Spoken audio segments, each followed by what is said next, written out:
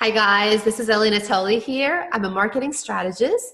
In a nutshell, what I do is help struggling, scattered, and overwhelmed entrepreneurs become more confident, clear, and more importantly, profitable. As such, my goal is for the remainder of this year, for the next 3 months, I want to bring that clarity and that confidence that hopefully when you start 2019, you'll be profitable. You'll have a thriving business. So when it comes to having that profitable, thriving business, you need to have three core areas in your business. You need to have those implemented in your business. And those are first having a solid foundation. And then you need to have an offer. And then the last thing you need to have is a system in place that you can attract, engage, nurture, and finally convert your leads. So what I want to do is for the remaining 3 months, I want to tackle each of these three areas. So this month, October, I want to focus just on having a solid foundation.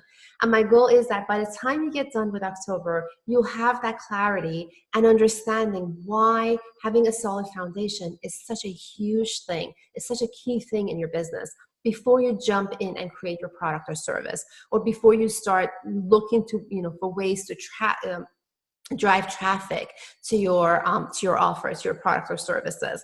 Before any of that, you need to make sure that your foundation is solid.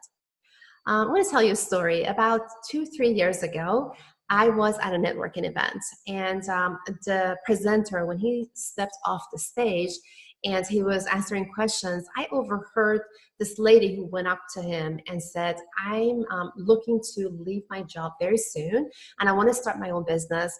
Can you tell me what's the most important thing, or what's one thing that I can focus on so I can make sure that I have a solid path? I couldn't believe what I heard. He said, all you need to worry about, the very first thing, the most important thing that you need to worry about is to have an irresistible, value-packed offer.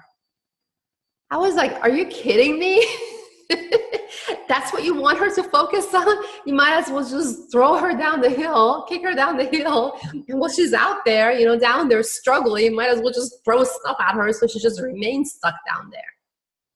That's horrible, horrible advice. And I can't believe, it's so many people, so many so-called gurus say that, that's what you need to start with. Think about this irresistible, this value-packed offer. I want you to think about something. This term value that gets thrown around so much, it's such a subjective term, right? What's valuable to one person, it's not going to be valuable to somebody else. What you might perceive to be valuable might not be valuable to somebody else. So using that as, a baseline, using that as, the foundation that you want to go with, it's such a horrible, horrible idea. That's a recipe for disaster, recipe for failure, right? And let's just say that you have this magic ball and you have come up with this, value-packed offer that it's going to be valuable to your audience as well. Let's just say you have that. But that doesn't really translate to sales, because if nobody knows about it, nobody's going to be able to buy it. Or if it's not solving the right problem, or if you're not communicating the right message to connect with your target audience, right? Listen, you can sell cleaning services to a house cleaner if you position your offer correctly, right? You can just knock on their door and say, look, I know all day long you're out there cleaning people's houses. I've been thinking about that business model, actually. Let me come clean your house, because after all, it's not fun to clean your own mess, right? You can do that if you position your offer correctly. Because at the end of the day, selling is a transfer of feelings, okay? If you can understand what the underlying struggle of your audience is, or what's their deepest desire, then you can position your messaging in a way that allows you to connect with them. If they see that you get them, that's when they start listening to you, okay? That's when a relationship based on trust is built. Their guards will just go down. They're going to be more open to hearing what you have to say, what you have to offer. But you can't get there unless you really understand. You have that clarity about what it is that you offer. What is it that you're selling? How does it help them? And why do they even need it? And most importantly, exactly how will you help them get there? this last one, how will you help them get there, is the most important one. So, and here's the thing, you won't know the answer to any of these questions unless if you really spend the time and go really deep and understand the answer to these questions. So if you're sitting there and trying to answer these questions and your answer has anything to do with you, I or me in that picture, then you're not there, right? If your answer is because I'm good at what I do, or I'm amazing, I'm an expert, I have this gift, I have this talent, if there's I in that sentence, then you're not there.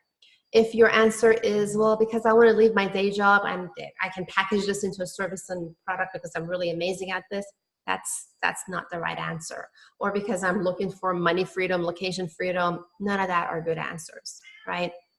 You got to really get deep and find out what the answer is for your audience. Your audience doesn't care if you're amazing at something. What's in it for them? And for you to get there, again, really sit down and think really hard about these questions. Who is your offer for? How does it help them? And why do they even need it?